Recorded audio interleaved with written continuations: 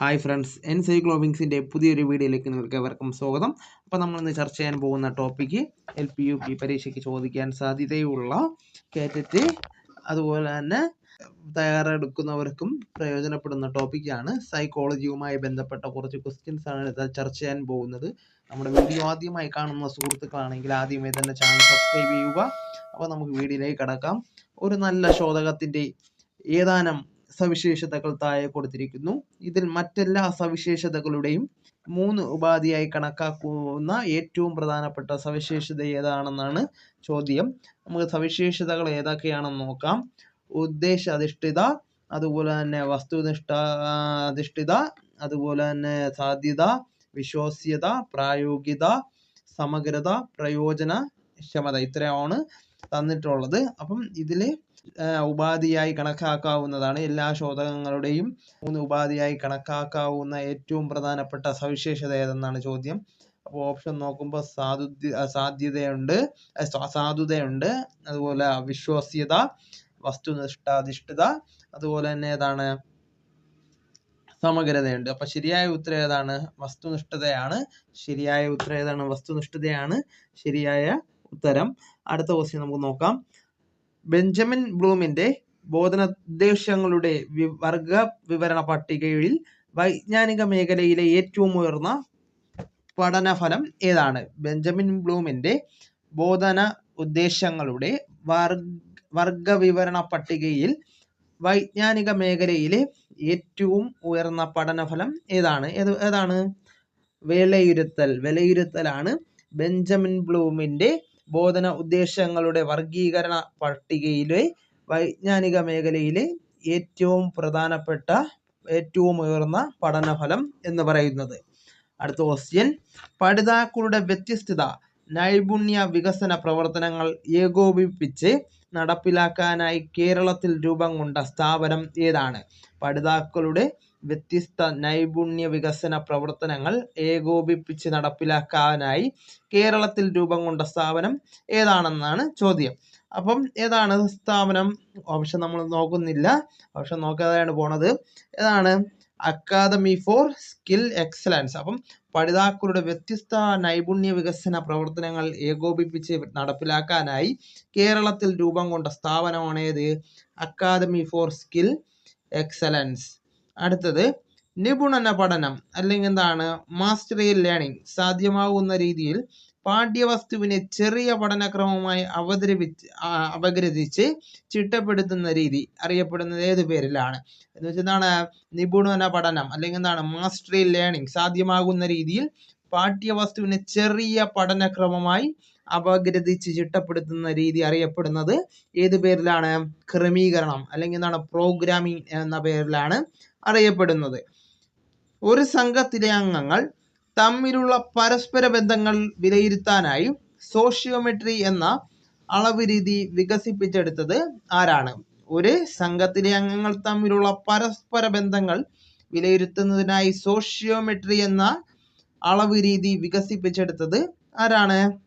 JL Mourinho ആണ് sociometry എന്ന അളവ് രീതി വികസിപ്പിച്ച് എടുത്തത്. അടുത്ത ക്വസ്റ്റ്യൻ. ഉദ്ദീപനം കൊണ്ട് പ്രതികരണം ഉണ്ടാകുന്നു. പ്രതികരണങ്ങളുടെ ആവർത്തനം വഴി പ്രബലനം സാധ്യമാകുന്നു. മനുഷ്യ വ്യവഹാരങ്ങളെല്ലാം ഇത്തരം പ്രബലനത്തിന്റെ ഫലമായി സംഭവിക്കുന്നതാണെന്ന് സ്ഥാപിച്ചതാരാണ്? സ്കിന്നർ. അപ്പം ഉദ്ദീപനം കൊണ്ട് പ്രതികരണം ഉണ്ടാകുന്നു. പ്രതികരണങ്ങളുടെ ആവർത്തനം വഴി പ്രബലനം സാധ്യമാകുന്നു. മനുഷ്യ വ്യവഹാരങ്ങളുടെയെല്ലാം ഇത്തരം പ്രബലനത്തിന്റെ ഫലമായി സംഭവിക്കുന്നതാണെന്ന് സ്ഥാപിച്ചതാരാണ്? സ്കിന്നർ. അടുത്ത ക്വസ്റ്റ്യൻ. ഇവാലുവേഷനെ കുറിച്ചുള്ള പുതിയ സമീപനത്തിന് ഏറ്റവും അനുയോജ്യമായ പ്രസ്താവന ഏതാണ്? വിലയിരുത്തലിനെ അല്ലെങ്കിൽ എന്താണ് ഇവാലുവേഷനെ കുറിച്ചുള്ള പുതിയ സമീപനത്തിന് ഏറ്റവും അനുയോജ്യമായ പ്രസ്താവന ഏതാണ് പ്രസ്താവന? ഓപ്ഷൻ പ്രകാരം നോക്കുമ്പോൾ ഏതാണ് പ്രസ്താവന? വിലയിരുത്തലിന് എന്താണ് ബോധന പ്രക്രിയ എന്ന് ഉദ്ഗ്രഥിക്കുക. വിലയിരുത്തലിന് എന്താണ് ബോധന പ്രക്രിയയായി ഉദ്ഗ്രഥിക്കുക എന്നതാണ് വിലയിരുത്തലിനെ കുറിച്ചുള്ള പുതിയ സമീപനത്തിന് ഏറ്റവും അനുയോജ്യമായ രീതി എന്ന് പറയുന്നത്. അടുത്ത ക്വസ്റ്റ്യൻ. പഠിതാക്കളിൽ ക്രിയാത്മക ചിന്തനത്തിനുള്ള സാഹചര്യമുണ്ടായാൽ അവരിൽ അന്തർദൃഷ്ടി സൃഷ്ടികരിക്കാനും ഇതുവഴി പ്രശ്നപരിഹാരത്തിനുള്ള കഴിവ് ലഭ്യമാക്കുന്നു. വസ്തുക്കളെ പൂർണ്ണമായി ഉൾക്കൊണ്ട് സമഗ്രമായി മനസ്സിലാക്കുന്ന ബോധന ചൈതന്യമാണ് ഉൾക്കാഴ്ച. ഈ ആശയം ഏത് സിദ്ധാന്തവുമായി ബന്ധപ്പെട്ടതാണ്? ഗസ്റ്റാൾട്ട് വാദവുമായി ബന്ധപ്പെട്ടതാണ്. അപ്പം ഗസ്റ്റാൾട്ട് സിദ്ധാന്തവുമായി ബന്ധപ്പെട്ടതാണ് പഠിതാക്കളിൽ ക്രിയാത്മക ചിന്തനത്തിനുള്ള സാഹചര്യമുണ്ടായാൽ അവരിൽ അന്തർദൃഷ്ടി സൃഷ്ടിക്കാനും ഇതുവഴി പ്രശ്നപരിഹരണത്തിനുള്ള കഴിവ് ലഭ്യമാകുന്നു എന്ന് വസ്തുക്കളെ പൂർണ്ണമായി ഉൾക്കൊണ്ട് സമഗ്രമായി മനസ്സിലാക്കുന്ന ബോധന ചൈതന്യമാണ് ഏത്? ഉൾക്കാഴ്ച. ഏത് സിദ്ധാന്തമാണ്? ഗസ്റ്റാൾട്ട് സിദ്ധാന്തവുമായി ബന്ധപ്പെട്ടിരിക്കുന്നു.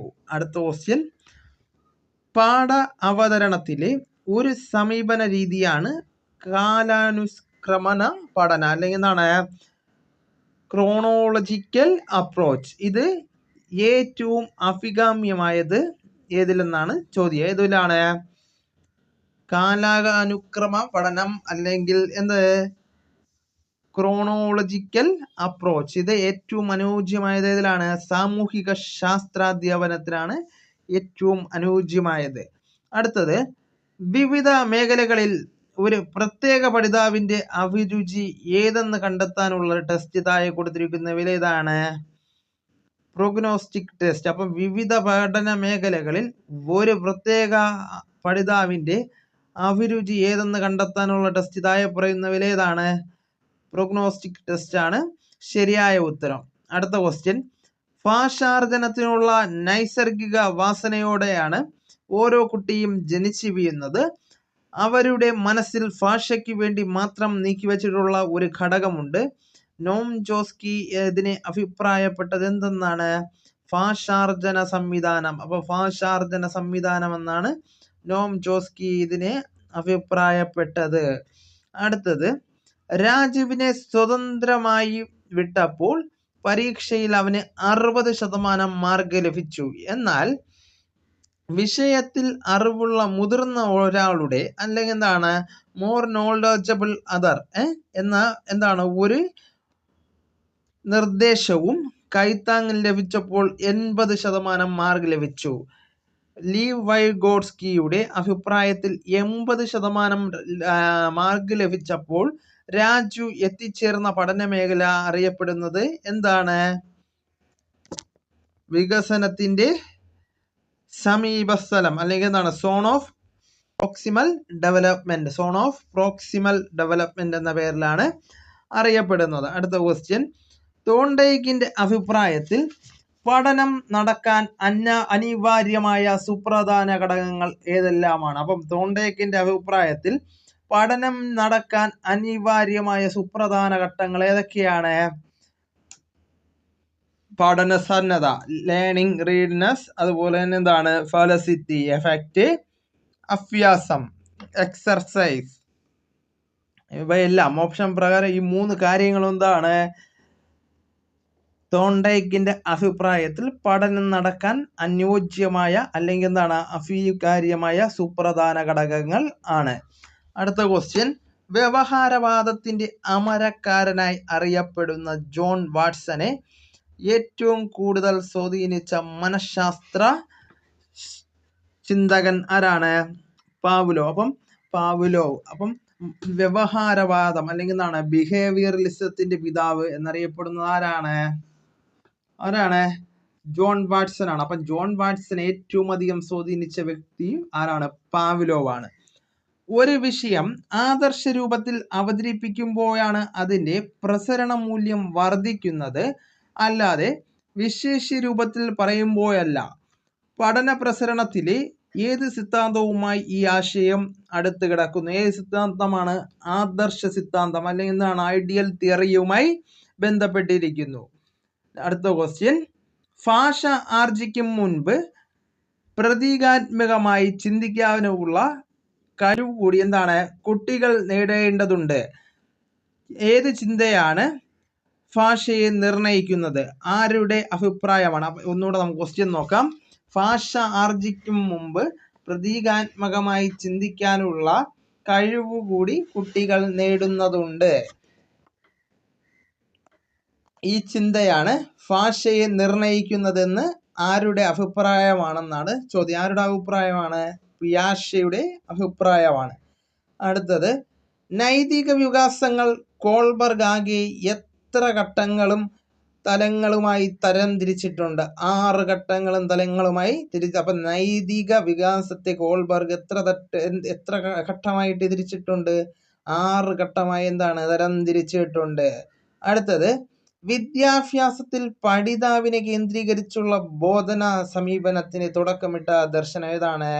കൺസ്ട്രക്റ്റിവിസം അല്ലെങ്കിൽ കൺസ്ട്രക്റ്റിവിസം. അപ്പം ഒന്നുകൂടെ നോക്കാം. വിദ്യാഭ്യാസത്തിൽ പഠിതാവിനെ കേന്ദ്രീകരിച്ചുള്ള ബോധന സമീപനത്തിന് തുടക്കമിട്ട ദർശനം ഏതാണ്? കൺസ്ട്രക്റ്റിവിസം. അടുത്ത ക്വസ്റ്റ്യൻ, ഗിൽഫോർട്ടിന്റെ അഭിപ്രായത്തിൽ ഒരാൾ ഏർപ്പെടുന്ന ഭൗതിക പ്രവർത്തനത്തിന് ആകെ എത്ര ഘടകങ്ങൾ ഉണ്ട്? എത്ര ഘടകങ്ങളുണ്ട്? 150 ഘടകങ്ങൾ ഉണ്ട്. അടുത്ത ക്വസ്റ്റ്യൻ, റോബർട്ട് ഗാഗ്നെയുടെ പഠനശ്രേണി സിദ്ധാന്തവുമായി പഠന പ്രക്രിയയിൽ വ്യവസ്ഥാപിതമായ എത്ര പ്രതിരൂപങ്ങളാണ് ഉള്ളത്? എത്ര പ്രതിരൂപങ്ങളാണ് ഉള്ളത്?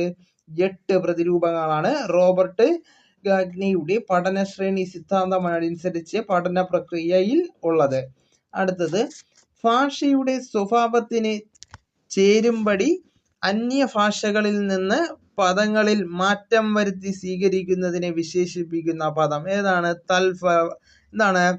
തൽഫവം എന്ന പേരിലാണ് വിശേഷിപ്പിക്കുന്നത്. അടുത്ത ക്വസ്റ്റ്യൻ, ഇവയിൽ അറബി ഭാഷയിൽ നിന്ന് സ്വീകരിക്കാത്ത പദം ഏതാണ്? നമുക്ക് നോക്കാം. ഒരുപാട് പദങ്ങൾ നമ്മൾ സ്വീകരിച്ചിട്ടുണ്ട്. ഗുമസനക്ക സ്വീകരിച്ച അത്തരം പദങ്ങളാണ് ഹാജർ, ശരാശരി, ബാക്കി, താക്കീത്. ഇതിലേതാണ് ശരാശരി?